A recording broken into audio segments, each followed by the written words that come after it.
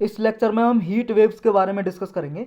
Heat waves का मतलब है जी गर्म हवाएं। जो गर्म हवाएं चलती हैं गर्मियों में उन्हें बोलते हैं हीट वेव्स।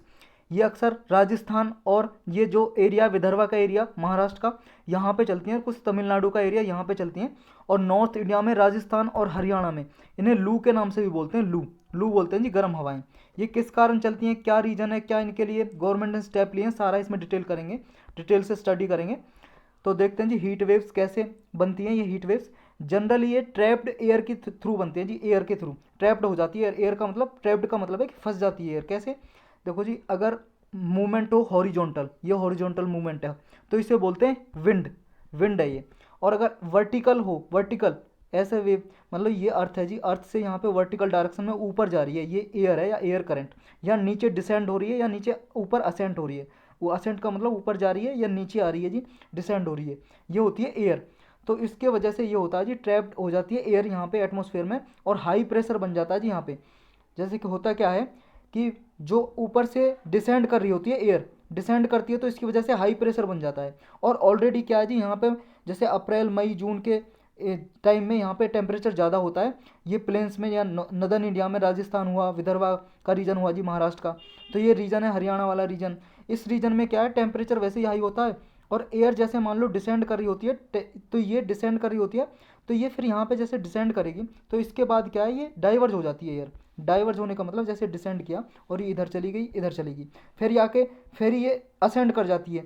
तो इस तरह से एक लूप बन जाता है, ये कैप सी बन जाती है। ये आपको सिर्फ समझाने के लिए, ये कैप ऐसी बनती नहीं है जो दिखाई दे रही है, तो ऐसी बन जाती है। इसमें क्या है, जो एयर ट्रैप होकर रह जाती है, फंस के रह जाती है, और यहाँ पे टेम्परेचर ऑलरेडी हाई होता है, तो हाई प्रेशर की वजह से, हाई टेम्परेचर की वजह से ये सिस्टम चलता रहता है। इसकी वजह से हीट वेव्स का जो फॉर्मेशन होती है जी, अभी न्यूज़ में इसलिए है क्योंकि आईएमडी है, इंडिया मेट्रोलॉजिकल डिपार्टमेंट। ये डिपार्टमेंट जी आज़ादी से पहले का बना हुआ है, 1875 में बनाया था इसे अंग्रेज़ों ने, और इंडिपेंडेंस के बाद ये मिनिस्ट्री ऑफ अर्थ साइंस के अंडर काम करता है, मिनिस्ट्री ऑफ अर्थ साइंस के अंडर काम करता है, ये आपको याद रखना है। ये अभी हीट वेव्स के लिए, कंडीशन के लिए कहा है जी कि अभी राजस्थान, विदर्भा रीजन और तमिलनाडु के कुछ इंटीरियर पार्ट में हीट वेव्स आने वाली है, कंडीशन क्रिएट होने वाली है। ये वार्निंग दी है जी इसने।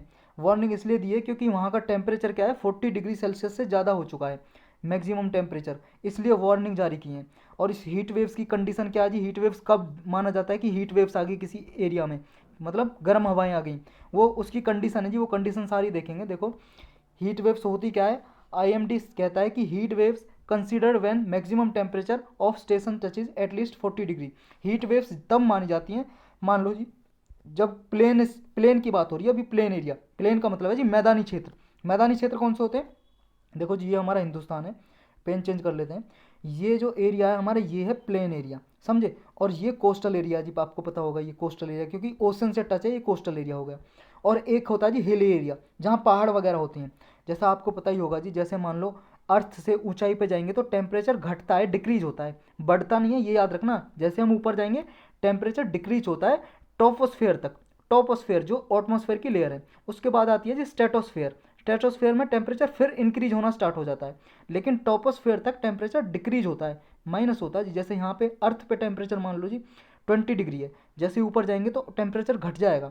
तो माउंटेन तो अर्थ से ऊंचाई पे है जी, सी लेवल से ऊंचाई पे ही तो है, 3 किलोमीटर 4 किलोमीटर, और माउंट एवरेस्ट तो 8 किलोमीटर तक ऊंची है सी लेवल से, लगभग 4848 मीटर ऊंची है। तो टेम्परेचर बहुत ही स्लो होता है ना यहाँ पे, बहुत ही लो होता है, मतलब डिक्रीज हो जाता है।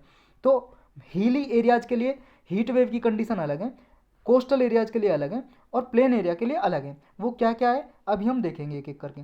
अब आ गए जी इस पे, देखो मैक्सिमम क्या है जी, एटलीस्ट 40 डिग्री से ज़्यादा होना चाहिए, कम से कम है जी, कम से कम 40 डिग्री से ज़्यादा होना चाहिए प्लेन एरिया में टेम्परेचर, तब माना जाता है कि हीट वेव्स आ गई। और कोस्टल रीजन के लिए यही क्राइटेरिया, 37 डिग्री सेल्सियस से ज़्यादा होगा तब। और हिली रीजन के लिए 30 डिग्री सेल्सियस, कम से कम 30 डिग्री सेल्सियस से ज़्यादा होना चाहिए टेम्परेचर, तभी हीट वेव डिक्लेयर करता है आईएमडी, समझे। ये क्राइटेरिया पर्टिकुलरली है जी, अभी जानेंगे उसके लिए, लेकिन ये कम से कम है, एटलीस्ट, एटलीस्ट का मतलब कम से कम इतना तो होना ही चाहिए, तभी हीट वेव्स डिक्लेयर की जाएंगी किसी एरिया में।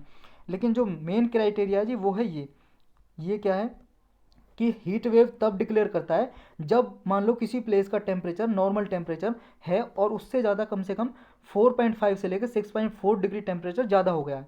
जैसे मान लो जी किसी प्लेस का टेम्परेचर 20 डिग्री सेल्सियस था और इसका टेम्परेचर अचानक से बढ़ जाए 4.5 डिग्री बढ़ जाए या 6.4 डिग्री बढ़ जाए, मतलब 26.4 हो जाए जी इसका डिग्री सेल्सियस टेम्परेचर हो जाए, तो वहाँ पे आईएमडी डिक्लेयर कर सकता है कि हाँ हीट वेव्स यहाँ पे आ गई। और सीवियर हीट वेव्स कब आती हैं जी? सीवियर का मतलब बिल्कुल तीव्र तीव्र, मतलब बहुत ही ज़्यादा गर्म हवाएं चल जाती हैं, तो तब चलती हैं जब मोर देन 6.4 डिग्री सेल्सियस से ज़्यादा टेम्परेचर बढ़ जाए। मान लो किसी का टेम्परेचर प्लेस का किसी जगह का 20 डिग्री है जी नॉर्मल टेम्परेचर, और उसका टेम्परेचर हो जाए 28 डिग्री सेल्सियस। अब देखो 28 डिग्री सेल्सियस कितने, 6.4 से ज़्यादा हो गया ना, 8 डिग्री टेम्परेचर बढ़ गया 8 डिग्री सेल्सियस, तो तब डिक्लेयर करते हैं जी। अब देखो यहाँ पे कंडीशन क्या थी, 40 डिग्री सेल्सियस और 37, ये तब थी, ये तब है जी मान लो किसी का टेम्परेचर मान लो ऑलरेडी 33 डिग्री है, 34 डिग्री है, 36 डिग्री है, तो उस कंडीशन में तो ये जी वहाँ पे टेम्परेचर कम से कम 40 डिग्री होना चाहिए प्लेन्स के लिए, 37 होना चाहिए कोस्टल के लिए और 30 डिग्री होना चाहिए हिली रीजन के लिए। लेकिन जिसका ऑलरेडी टेम्परेचर कम है जी, जिसका 30 से ही कम है, मान लो 20 डिग्री है, तो उसके लिए ये कंडीशन है। तो दो कंडीशन है, या तो वो या ये 4.5 डिग्री से लेकर 6.4 या मोर देन 6.4 से डिग्री से ज़्यादा होगा तो सीवियर हीट वेव्स। तो ये दो कंडीशन है जी। अब इसमें भी प्लेन्स एरिया के लिए मैक्सिमम जो है जी टेम्परेचर आईएमडी कंसीडर करता है heat waves, actual maximum temperature जब होगा मोर देन 45 डिग्री सेल्सियस। ये किसके लिए जी? ये मैक्सिमम टेम्परेचर है प्लेन्स एरिया के लिए, जो प्लेन है मैदानी क्षेत्र है, मतलब जो ये एरिया ये वाला एरिया, इसमें अगर 45 डिग्री से ज़्यादा टेम्परेचर होगा तो डिक्लेयर कर देंगे हाँ यहाँ पे हीट वेव आ गई। समझे? देखो जो 40 वाली कंडीशन थी ना, ये 40, 37 और 30 ये मिनिमम है, एटलीस्ट कंडीशन एटलीस्ट होगी तब भी डिक्लेयर किया जा सकता है। लेकिन मैक्सिमम मान लो जी जब हीट वेव डिक्लेयर करनी होती है तो एक्चुअल में हीट वेव आ गई, वो डिक्लेयर क्राइटेरिया जी अगर मोर देन 45 डिग्री टेम्परेचर से ज़्यादा होगा, डिग्री सेल्सियस से ज़्यादा टेम्परेचर होगा। और सीवियर हीट वेव तब डिक्लेयर करते हैं मोर देन 47 डिग्री सेल्सियस से ज़्यादा टेम्परेचर रहेगा किसी प्लेस का। समझ गए? और टेम्परेचर कैसे नापते हैं तो पता ही होगा ना जी, थर्मोमीटर होते हैं, मरकरी भरा होता है जिसमें, और आजकल तो डिजिटल आ रहे हैं, घरों में भी लगे रहते हैं, घड़ी आते हैं ना, डिजिटल वॉच आती हैं, दीवार घड़ी, वॉल वॉच आती हैं जी दीवार घड़ी, उन पे भी लगे होते हैं सिस्टम की, टेम्परेचर बताते रहते हैं। तो ये कंडीशन आपको रखनी है जी याद, 45 डिग्री और 47 वाली, और वो 40 और 30 वाली, ये 37 वाली सारी याद रखनी है। अब इसमें जी रीज़न क्या है जी हीट वेव आने के, कि इंडिया कैसे एक्सपीरियंस करता है हीट वेव, इंडिया में क्यों आती है, उसका क्या रीज़न है।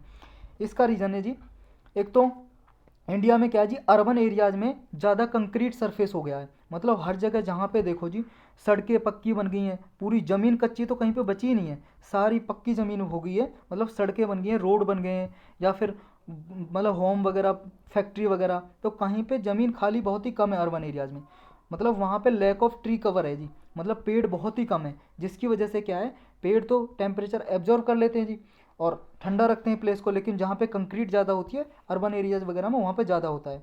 और दूसरा कारण जी इसी की वजह से जो कंक्रीट एरिया बढ़ जाता है अर्बन एरियाज़ में, अर्बन का मतलब है जी शहरी क्षेत्र में, उससे अर्बन हीट आइलैंड इफेक्ट होता है जी।